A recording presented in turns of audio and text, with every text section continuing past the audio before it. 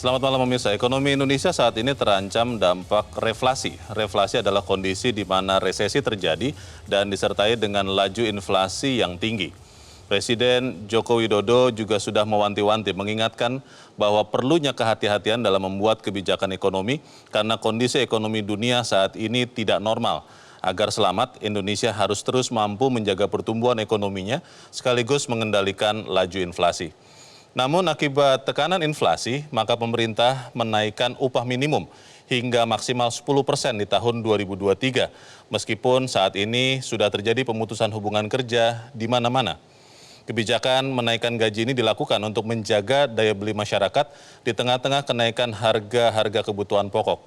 Di sisi yang lain, sektor usaha, para pengusaha tentunya akan semakin terbebani dengan kenaikan upah karyawan. Ditambah dengan terus naiknya suku bunga Bank Indonesia yang dikhawatirkan juga akan mengerem laju perekonomian. Lalu bagaimana menjaga stabilitas di tengah ekonomi yang anomali? Pemirsa, topik inilah yang akan kita bahas malam ini bersama saya Leonard Samosir. Inilah Economic Challenges, was-was dampak reflasi. Memang kondisi global tahun ini dan tahun ke depan itu masih akan terus bergejolak. Dan tentu saja karena inflasinya adalah dari sisi supply, dari energi dan pangan, belum tentu inflasinya segera turun. Kita tetap waspada, namun message-nya adalah kita tetap akan menggunakan semua instrumen kebijakan kita. Penyesuaian nilai upah minimum baik di provinsi maupun kabupaten kota tidak melebihi 10%. Saya selalu berpesan kepada seluruh menteri, hati-hati membuat kebijakan dalam posisi yang sangat rentan seperti ini. Jangan keliru, jangan salah.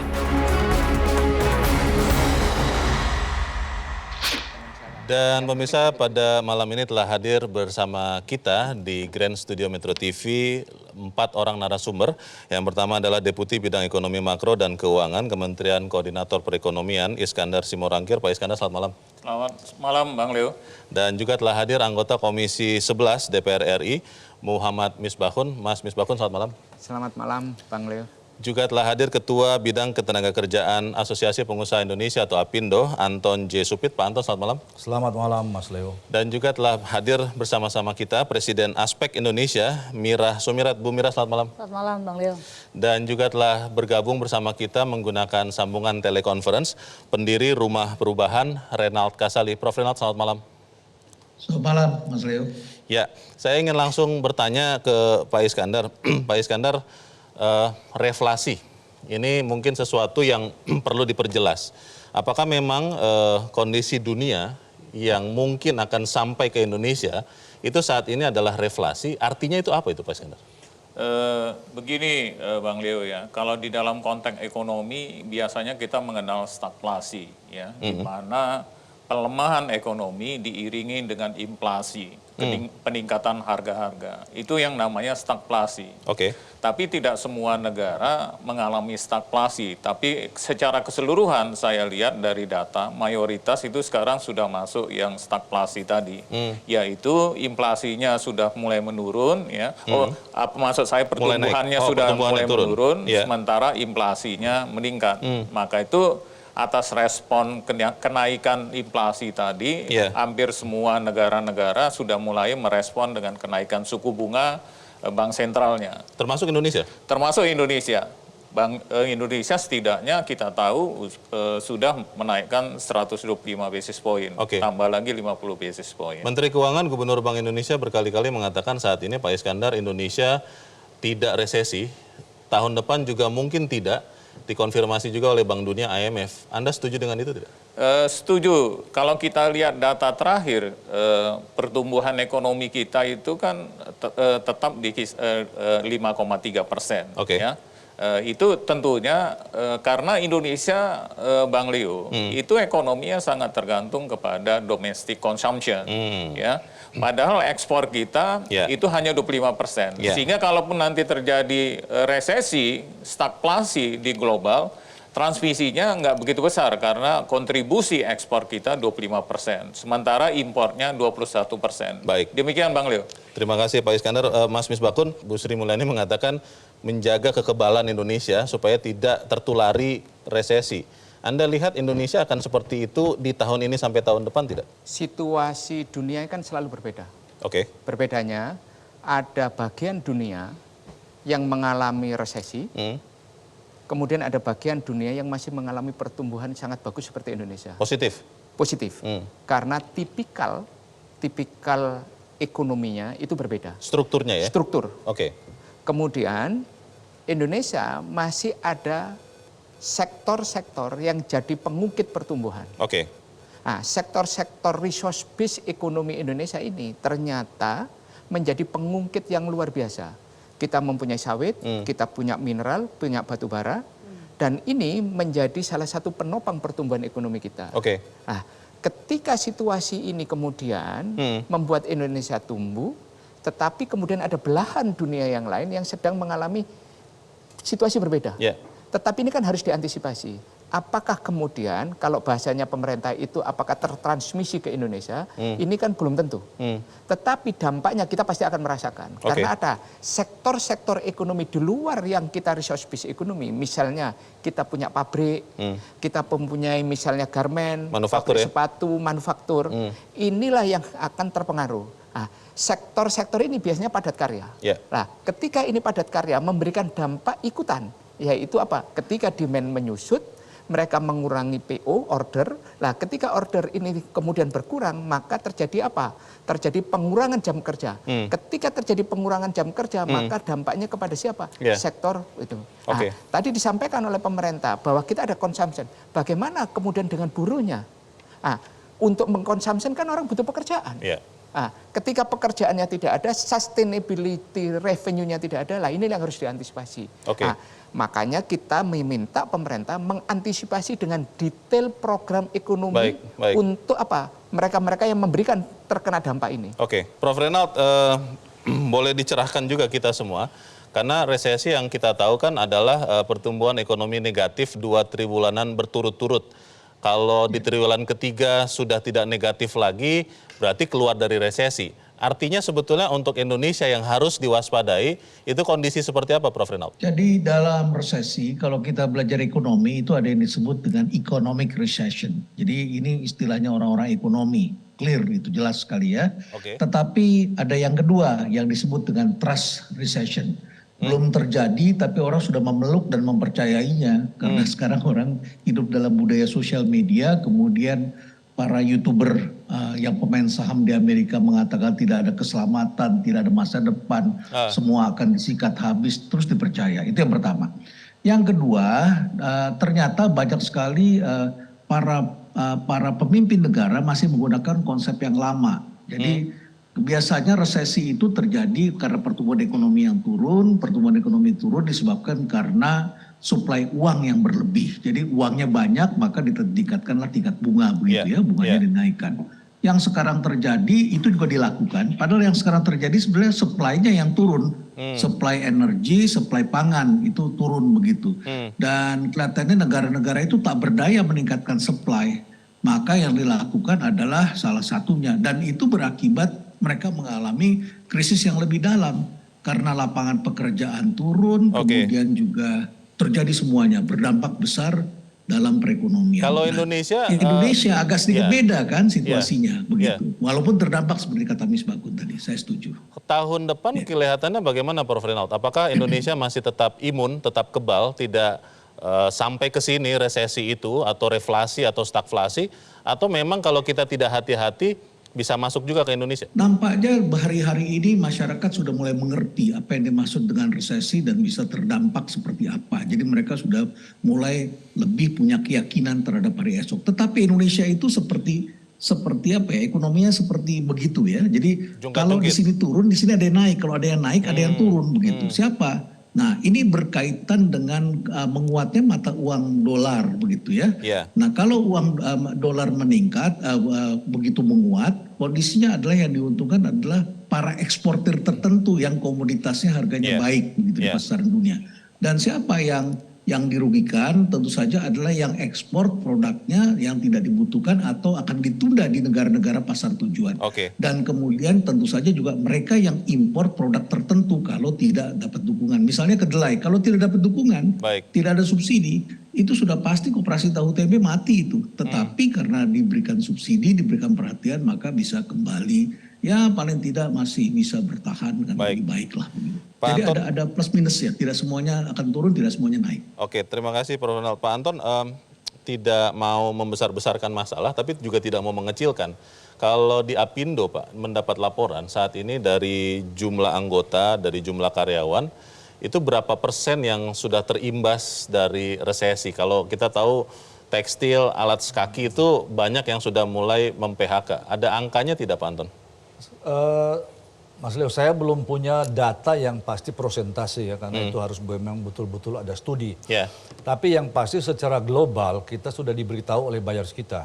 Khusus sepatu yang apa disampaikan oleh Pak Misbakun tadi, itu ada yang turun sampai 70% order ya.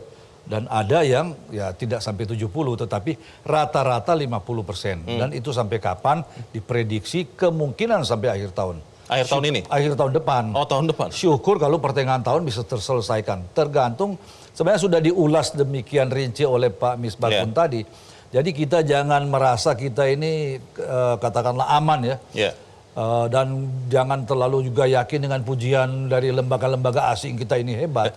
Karena 98 kan membuktikan.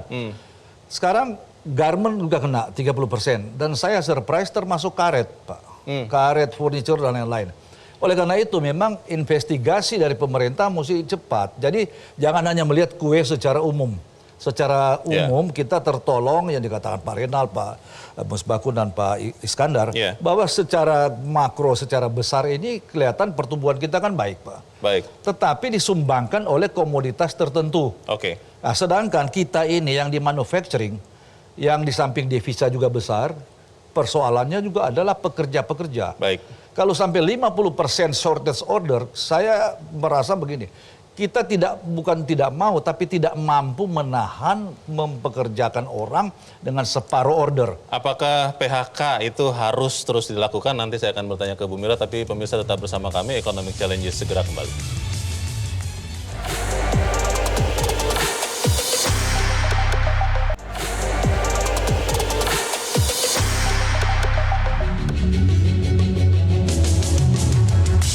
Terima kasih pemirsa, Anda masih bersama kami di Economic Challenges. Tadi sebelum jeda sudah dibicarakan sebagian bahwa akibat dari resesi yang sedikit banyak sudah sampai ke Indonesia, akhirnya beberapa pengusaha harus melakukan pemutusan hubungan kerja. Saya ingin bertanya ke Bu Mira, terkait kondisi terakhir Bu, situasi yang tadi Pak Anton sudah katakan untuk tekstil sama alas kaki, itu kan ekspor ke Amerika, Eropa harus PHK. Itu ada yang sudah terkena, ada trennya tidak? Ada oknum pengusaha yang mencoba mengkambing hitamkan isu resesi global. Itu nanti dijelaskan di bagian yang lain, tapi saya ingin bertanya dulu ke Bu Mira, kalau UMK kan akan dinaikkan tahun depan, itu maksimal 10%, walaupun saat ini Pak Anton dan kawan-kawan sedang menggugatnya. Karyawan setuju tidak dengan maksimal 10% tahun depan karena melihat pandemi, kondisi ekonomi yang masih belum menentu, bagaimana Bu Mira? Kami mengusulkan 13% untuk UMP tahun 2023. Kemudian dijawab oleh pemerintah melalui Kemenaker, yaitu melalui Permenaker nomor 18 tahun 2022, maksimal 10%. Oke lah, kita paham. Tapi yang paling kita apresiasi adalah satu, tidak ada lagi menggunakan PP 36 tahun 2021 dalam penetapan UMP untuk tahun 2023 dan menghidupkan kembali fungsi Dewan Pengupahan di kota kabupaten yang selama ini dimati surikan, selama ini tidak aktif. Sejak ada PP 36 tahun 2021. Nah, tapi saat ini ada beberapa gubernur yang sudah menetapkan, yaitu DKI, Banten, Jawa Timur, Jawa Tengah, dan juga Jambi. Nah, DKI itu kurang lebih 5,6%. Nah, di sini kami, dalam kesempatan ini kami menolak karena ternyata inflasi DKI yang dihitung per Oktober kurang lebih 4%-an, tapi tidak ditambah dengan pertumbuhan ekonomi DKI yang kurang lebih 5, sekian persen.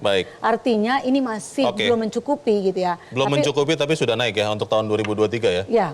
Walaupun Pak Anton masih menggugatnya, tapi saya ingin ke Pak Iskandar dulu. Pak Iskandar, sebagai pihak tengah karena pengusaha dan karyawan sering seperti Tom and Jerry, Pak. Kalau Anda memberikan data akibat dari kondisi yang tidak menentu di luar ya, yang mungkin bisa masuk Indonesia, PHK itu sudah berapa persen sih Pak dari seluruh pekerja di Indonesia, Pak? Kalau kita lihat data terakhir ya, ini mungkin masih potensi. Kalau kita lihat data BPS terakhir, kita bandingkan data Agustus 2022 ini, itu justru penyerapan tenaga kerja itu meningkat 680.000.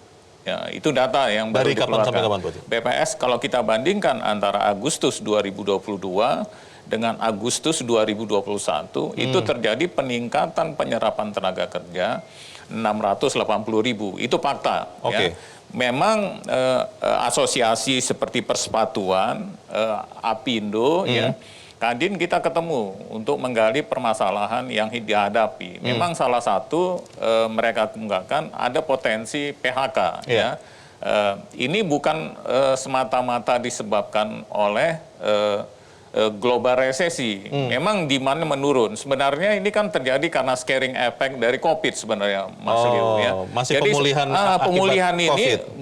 belum sempurna kita lukanya. Muncul kondisi geopolitik antara Rusia dan Ukraina, ya kan? Pada saat yang sama, supply masih terbatas, khususnya energi dan makanan itu.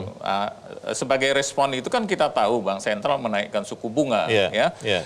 Di satu sisi memang terjadi penurunan global demand di satu sisi.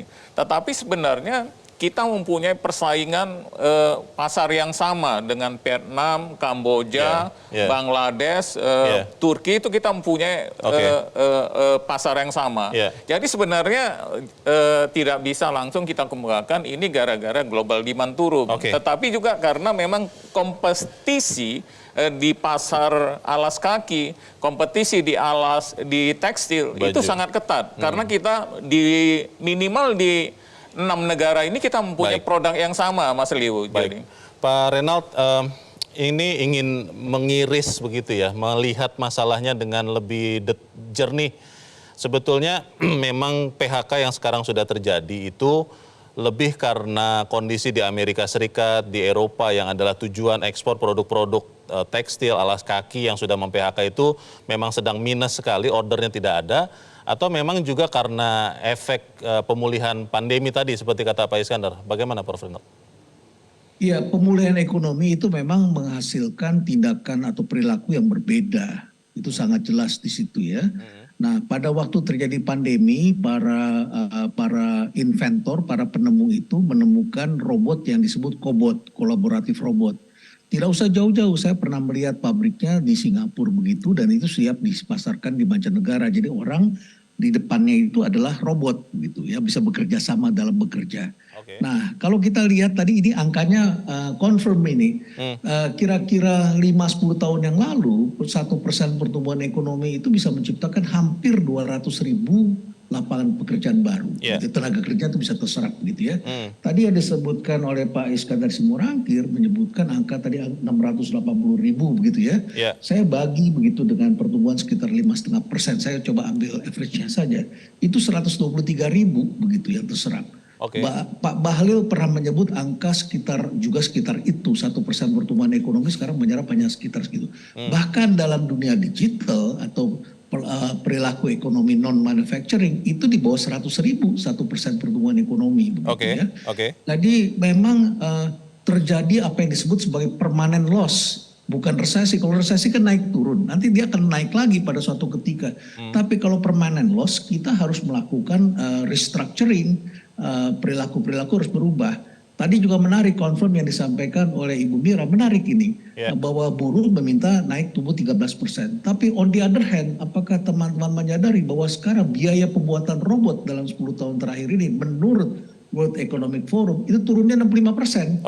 Sementara upah buruh kenaikannya 8-15% per tahun. Jadi bisa dibayangkan apa yang menjadi pilihan para pengusaha. Dan ini mengerikan di seluruh dunia. Maka harus ada restructuring, harus ada cara-cara baru dan tentu saja kita harus mencari jalan keluar dengan cara yang berbeda. Baik, Pak Anton, sebetulnya yang terjadi terakhir, apakah memang lebih karena tadi Pak Iskandar mengatakan ada juga dampak pandemi atau murni ancaman resesi dari Amerika dan Eropa atau apa, Pak?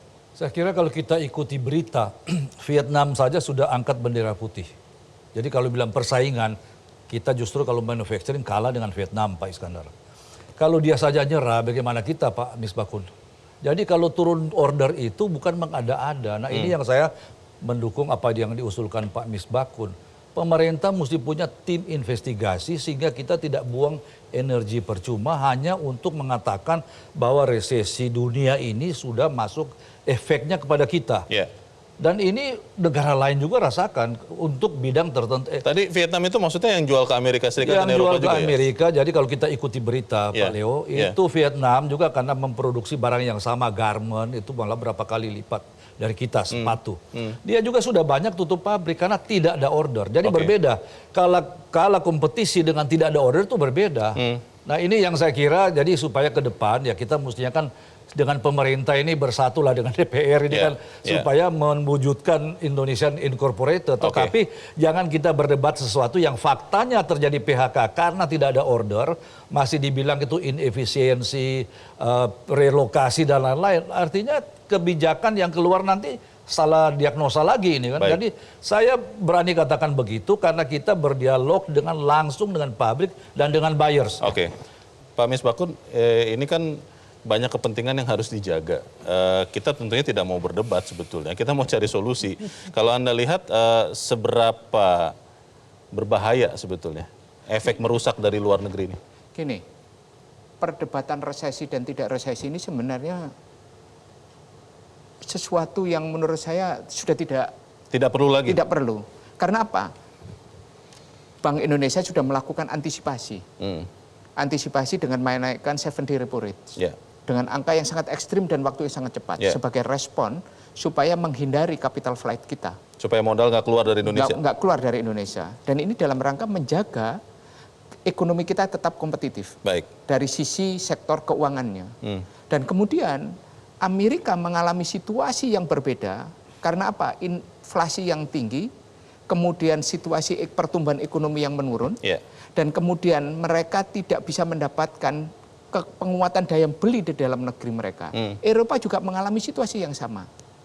Dan ini adalah tradisional buyers Indonesia untuk urusan garment dan alas kaki. Nah, situasi ini, dan ini akan diperkirakan oleh mereka berkepanjangan. The Fed fund rate pun juga sudah naik begitu tingginya. Nah ini artinya apa? Ini sudah tidak perlu diperdebatkan. Tinggal bagaimana kita mengantisipasi. Kita mendorong pemerintah untuk melakukan antisipasi apa? Antisipasi adalah jangan sampai kemudian yang tadi diindikasikan oleh pengusaha turunnya PO tadi itu kemudian terlambat kita antisipasi. Karena apa? Kalau kita terlambat antisipasi, akibatnya apa? Ya buruh ini siapa yang akan bantalin permasalahannya? Nah, untuk itu programnya harus untuk mereka. Itu. Bagaimana menjaga daya beli, karena tadi Pak Iskandar di bagian sebelumnya dan kita semua juga sudah tahu bahwa lebih dari separuh ekonomi Indonesia itu dari konsumsi domestik. Kita akan bahas di bagian berikut, pemirsa tetap bersama kami, Economic Challenges segera kembali.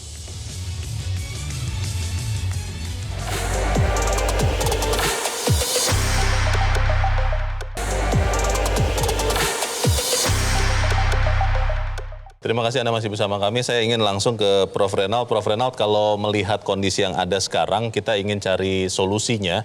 Kira-kira apa yang harus segera dilakukan semuanya, bukan hanya pemerintah, tapi juga pengusaha, DPR, dan juga karyawan, juga buruh, untuk kemudian membuat kita tidak terpuruk karena ada resesi di luar negeri, Prof. Saya mulai dulu dengan apa yang harus dilakukan oleh para pengusaha. Tadi saya setuju dengan yang disampaikan oleh Pak Anton bahwa kita harus punya peta yang jelas. Tapi para pengusaha juga harus reflektif. Ekspor tekstil dan pakaian, garment dan sebagainya, alas kaki ke Eropa, barangkali itu akan hilang dalam jangka waktu yang panjang. Karena apa? Karena fertility rate di Eropa memang turun. Banyak negara di Eropa yang fertility rate-nya sudah di bawah 2, artinya penduduknya sendiri memang terus menurun, itu secara drastis. Pasar terpenting ke depan itu adalah yang sedang dibidik oleh China, yaitu adanya di negara-negara sub-Sahara. Mengapa ini tidak dipandang? Karena dianggapnya negara miskin. Padahal mereka ini sekarang sedang dibina oleh China untuk menjadi negara yang sejahtera. Berarti harus cari pasar alternatif begitu ya, Prof. Rinald ya? Ya, alternatif Kongo, Ethiopia. Ethiopia dulu negara miskin, sekarang menjadi negara yang sudah lumayan kaya. Nigeria, ya, dan sebagainya. Di sub-Sahara itu banyak sekali negara-negara yang sudah mulai bergerak begitu. Jadi lihat ke sana. Jadi fertility rate itu jangan diabaikan. Kita ekspor ke Korea saja. Korea itu fertility rate 0,8, di bawah 1.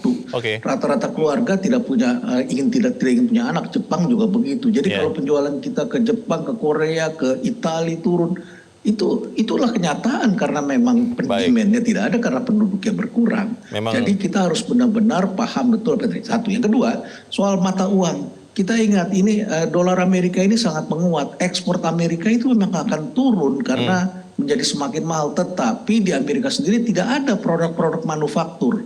Supply dari Cina berkurang, Cina sedang lockdown. Jadi sebetulnya Indonesia punya potensi. Jadi kemungkinan Pak Anton ada juga tuh unsur daya saing itu yang perlu kita perbaiki. Jadi memang 50-50 di situ. Jadi ada hal-hal yang saya kira perlu kita perhatikan. Yang ketiga, ini adalah resiko yang ketiga, di resiko disrupsi karena masalah robot. Jadi kita perlu pikirkan peta jalan industri manufaktur yang sangat penting ini ke depan. Baik, Pak Anton, apa bisa semudah itu switching yang harus dilakukan? Jadi gini, kalau kita lihat karakteristik daripada garment, sepatu, dan yang lain-lain boneka, itu adalah OEM bisnis, job order.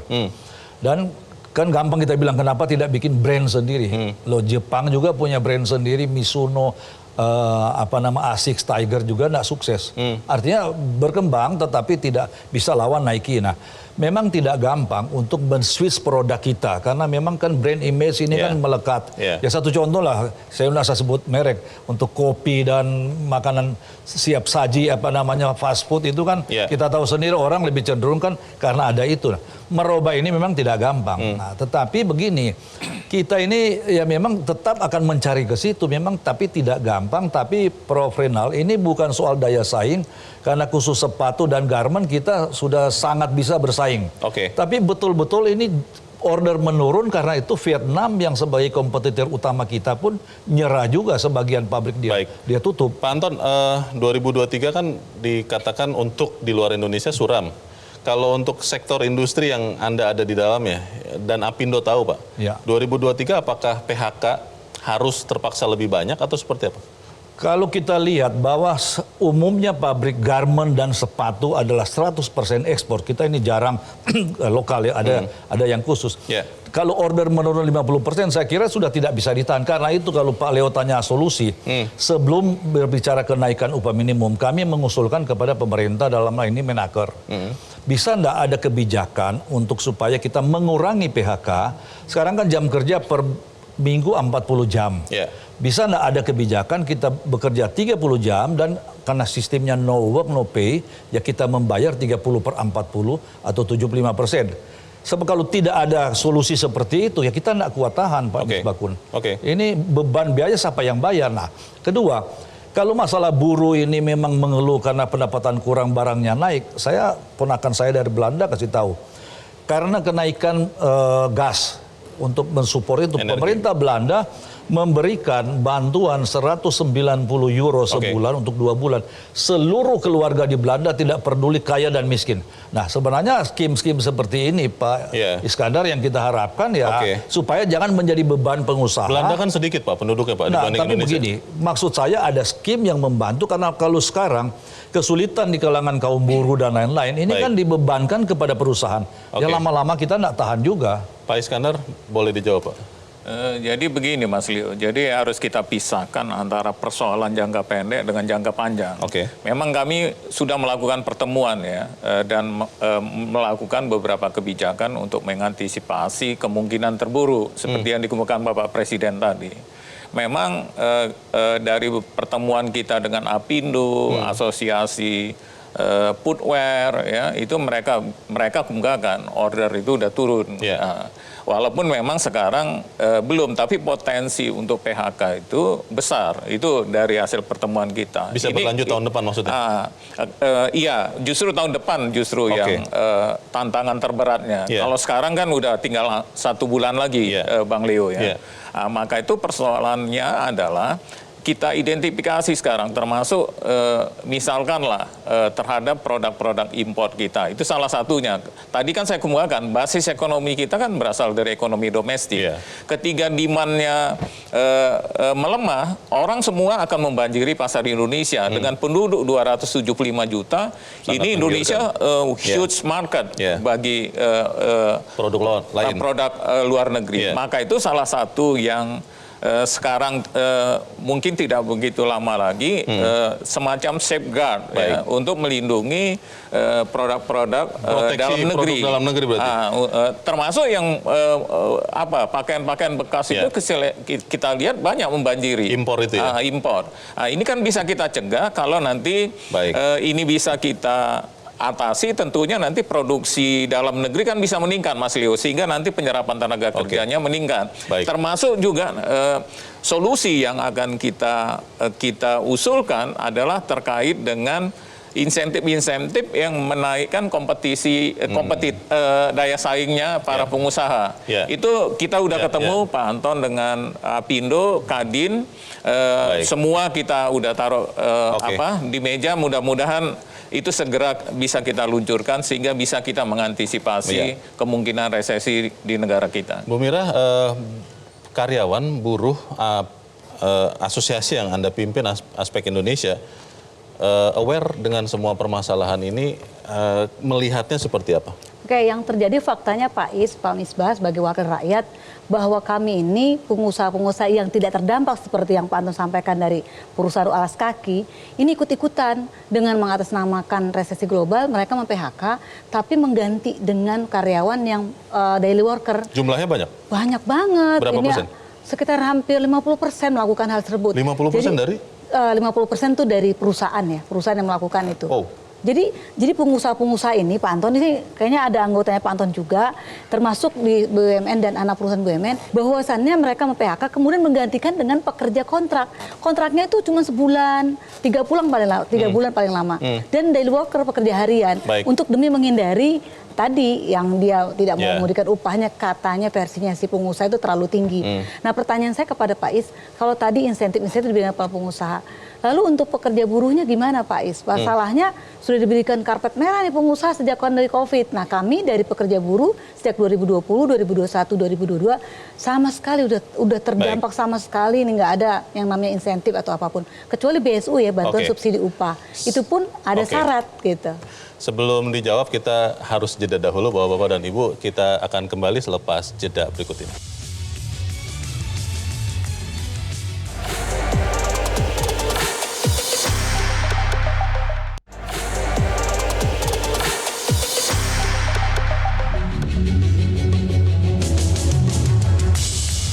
Terima kasih pemirsa, Anda masih bersama kami. Kita di bagian akhir diskusi kita malam ini. Prof. Reynald, ada konklusi Prof, bagaimana kita bisa tidak terkena reflasi dan tidak was-was lagi. Apa Prof? Ya, jadi saya kira kalau secara ekonomi kita masih jauh lah dari resesi, walaupun bisa terkena yang disebut tadi dengan trust recession.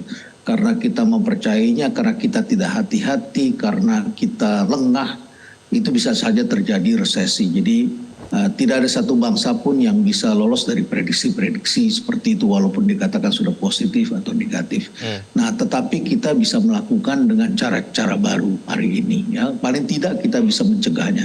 Yang pertama tentu saja supply untuk komoditi tertentu. Jadi komoditi pangan, saya kira ini kan pangan dan energi yang menjadi pokok persoalannya. Jadi pangan dan energi itu harus dijaga betul-betul sehingga kita tidak lengah di sana. Yang kedua adalah untuk meningkatkan daya beli. Jadi selama masa resesi kita sudah mengalami, masa pandemi kita mengalami resesi, dan tentu saja daya beli berhasil dipertahankan begitu ya. Nah, tetapi daya beli itu bisa berdampak negatif kalau keinginan membelinya terpengaruh. Jadi dalam bisnis kita tidak hanya melihat daya beli secara ekonomi, tapi juga keinginan membeli. Itu tampak dalam Index of Consumer Sentiment atau indeks keyakinan konsumen. Itu kelihatannya sempat terganggu karena berita-berita kemarin dalam 1-2 minggu yang lalu, tapi sekarang sudah mulai kembali. Jadi sentimen positif. Para pejabat juga kalau ngomong resesi, menurut saya jangan sembarangan lah. Yang dibicarakan ekonomi resesi global, tetapi masyarakatnya berpikirnya resesi menimpa Indonesia, sehingga kemudian mereka tidak beli ruko, tidak investasi, tidak melakukan stocking dan lain sebagainya. Itu yang harus dihindari. Oke, terima kasih Prof. Renald. Kalau Mas Misbakun bagaimana melihat? Kalau saya langsung kepada situasi ini bagaimana mengatasi dengan kebijakan pemerintah yang lebih konkret. Contoh misalnya pengusahanya yang tidak memberikan PHK, diberikan insentif misalnya PPh pasal 21, atau kemudian insentif perpajakannya. Kemudian sehingga insentif yang diberikan itu bisa dipakai untuk melakukan menahan, menjaga daya beli ya? Kemudian kalau memang sudah terlanjur diberikan PHK atau kemudian pengurangan jam kerja, pemerintah memberikan semacam imbalan yang tadinya dipotong itu melalui insentif misalnya 600.000 per bulan atau apa, sehingga ini dampak-dampaknya itu tetap bisa diantisipasi oleh pemerintah sehingga mereka tidak menimbulkan kerentanan-kerentanan sosial baru. Nah, menurut saya ini bisa diukur kalau kemudian pemerintah bisa mendapatkan data yang valid antara asosiasi pengusaha dan buruh, siapa saja yang terdampak dan sektornya apa, diantisipasi dengan kebijakan itu. Saya yakin pemerintah sekarang dengan data yang ada, saya yakin mempunyai detail data yang bisa diperkuat oleh banyak pihak sehingga tidak salah sasaran. Baik, sebelum ke Pak Iskandar, Bu Mirah, apa yang diharapkan Bu supaya kita bebas dari reflasi? Satu, pengusaha jangan mengkambing hitamkan dengan adanya isu resesi global ini untuk kemudian menjustifikasi meng-PHK padahal perusahaan itu tidak terdampak sama sekali. Kemudian ujung-ujungnya mereka malah open recruitment, buka lowongan, kemudian mengganti pekerja tetap dengan pekerja harian lepas, outsourcing dan juga kontrak. Yang kedua, tolong juga si pengusaha ini agar lebih, ya tadi kalau memang punya persoalan, lebih fair lagi tadi untuk libatkan Pak pekerja, jangan dilarang-larang ada keberadaan serikat pekerja. Saya sih berharap perusahaan organisasi Pak Anton itu juga bisa berkontribusi untuk menjewer lah ya anggotanya untuk tidak boleh melarang-larang. Yang ketiga, saya sih berharap ini dari pemerintah memberikan lebih banyak lagi insentif untuk pekerja buruh dalam rangka tadi untuk supaya daya beli terjangkau. Salah satunya adalah naikkan upah secara tinggi. Oke, Pak Anton? Ya, saya kira yang penting dalam menghadapi ini kita mesti punya satu understanding yang sama lah, persepsi yang sama bahwa tidak semua komoditas mengalami krisis karena ada yang booming ya pertambangan, tetapi sektor industri dan khusus ekspor ini menghadapi masalah. Real ya? Real, itu real, saya berani pastikan lah. Nah, oleh karena itu dalam melihat ini juga jangan menggeneralisasi, melihat pertumbuhan kita masih bagus. Dan ini berbeda dengan waktu pandemi, Mas Leo. Pandemi kita ada order, ada pekerjaan, cuma ruang gerak bekerja agak dibatasi. Tapi kita masih bisa bekerja. Sekarang memang tidak ada pekerjaan. Dan ini serius karena bukan hanya Indonesia, seperti contoh tadi. Nah, oleh karena itu persepsi yang sama, dan kedua ya pemerintah juga mesti duduk bersama dengan kita ini supaya tahu the real problem apa. Maka itu saya sependapat dengan Pak Misbakun, ada perlu tim investigasi yang menelusuri yang dikatakan Pak Renald juga supaya diagnosanya juga tepat. Apakah mau dikasih insentif apa dan seterusnya. Nah, karena semua ini akibatnya yang akan membayar ongkos siapa? Ya pengusaha pada akhirnya memang dia akan tumbang, tapi akhirnya unemployment yang akan kena. Dan sangat kasihan bahwa orang-orang pencari kerja ini akan jadi korban. Terakhir adalah tolong dalam kondisi begini kalau bikin kebijakan, kita tahu sudah dekat pemilu lah. Tapi jangan selalu diwarnai dengan politik sehingga akhirnya bukan keputusan ekonomi. Kita harus selamatkan dulu survive-nya ekonomi ini, Mas Leo. Baik, terima kasih Pak Iskandar. Begini Bang Leo ya, jadi sebenarnya permasalahan kita ini multidimensi, maka itu kita nggak bisa hanya melihat kepentingan salah satu sektor tertentu saja ya, nggak bisa melihat kepentingan pemerintah saja, nggak bisa melihat kepentingan pengusaha saja, tidak bisa melihat kepentingan pekerja dan masyarakat. Kalau prioritasnya bagaimana Pak? Maka itu ini kita harus di region yang sama, tujuan kita ini kan mensejahterakan rakyat, maka itu apa yang harus dilakukan? Masing-masing ini harus berkorban. Maka itu pemerintah salah satunya adalah untuk mempertahankan ekonomi domestik ini harus kita pertahankan. Daya beli ini harus tetap kita pertahankan. Maka itu kita menggandeng. Oh, enggak seperti itu. Bukan itu ya? Okay. Enggak seperti itu. Maka itu kita mendorong pengusaha. Pengusaha ini kan sebagai sumber daripada penyerapan tenaga kerja. Ya, sekarang kita lagi petakan. Permasalahan apa? Kita udah ngundang beberapa kali Pak Supit, Pak Anton aja nggak pernah datang ya, kita undang ya. Tapi temannya mungkin datang. Apindo, Kadin kita kemukakan. Mereka menghadapi permasalahan. Pertama memang betul tadi seperti saya kemukakan, order memang menurun karena global demand-nya turun. Maka itu salah satunya solusi yang kita tawarkan adalah memberdayakan ekonomi domestik tadi. Maka itu insentif lagi kita dorong terus ya. Sekarang lagi kita pelajari, mudah-mudahan nggak terlalu lama. Nanti katanya jangan lama-lama ya kata Bang Leo, saya potong aja yang itu. Ya. Kemudian juga termasuk di dalamnya Mas Leo ya pembiayaan untuk yang UMKM tadi. Tadi barusan aja selesai rapat jam 6 itu. Komite pembiayaan yang dipimpin oleh Pak Menko dan Bu Menkyu tadi udah memutuskan untuk super mikro, kurs super mikro itu diturunkan bunganya 6% ke 3%. Kurs super mikro itu adalah untuk para pekerja yang terkena PHK. Kita udah antisipasi itu. Tadinya suku bunganya 6% menjadi 3%. Sehingga di sisi UMKM kita bantu, di atas juga daya saing mereka termasuk nanti bagaimana meningkatkan daya kompetisi mereka.